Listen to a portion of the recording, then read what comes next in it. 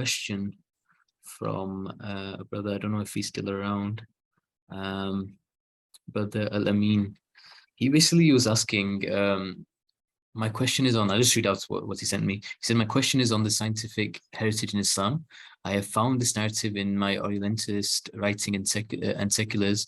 The bottom line of the narrative is that Islamic Golden Age is a myth. On that period, researching science was not regarded wholly by the ulama or jurists. Even scientists were persecuted by the jihadis. In that time, practicing science was much more dangerous than the Christian church dominated states. Other dimensions of the narrative is that the scientists weren't Muslims, they were called kafir by the ulama. So this is a question I think is interesting. This is a very important question. I'm really glad that the brother has brought this up. And this is an Orientalist narrative. This is primarily, if you read about this, this is the Orientalist copying and pasting their European experience with the scientific revolution onto the Islamic tradition. So what happened, the trajectory that European science and European society took when science was introduced was of this conflict between religion and science.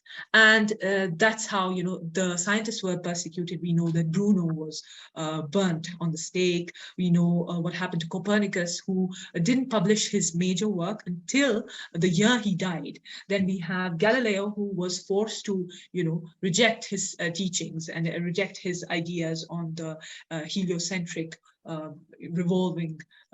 heliocentric solar system and this, the revolving earth, because that went against the clergy, that went against Christianity. So that's the Orientalist narrative. That is not true for Islam, because we see, like I mentioned in my presentation, that most of these scholars, Ibn al-Haytham was a scholar. He was from the Mutakallimun tradition. He was from the Kalam tradition. Jabir bin Hayyan also wrote commentaries on the Quran. We know that Ibn Nafis was a Shafi'i scholar, and it's throughout the spectrum we see that Muslim scientists are scholars.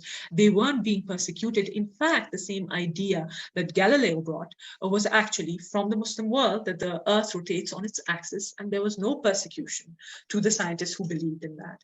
And the other one was, so basically, if we can establish this, that free thought, as we know, and scientific thought, as we know, existed in the Muslim world, because this idea of whether your knowledge is right or wrong, if you can prove it, good for you. Basically, we'll take your word for it if you can prove it. So it wasn't the case. It certainly wasn't the case. It was the case for European science, not for Muslim science.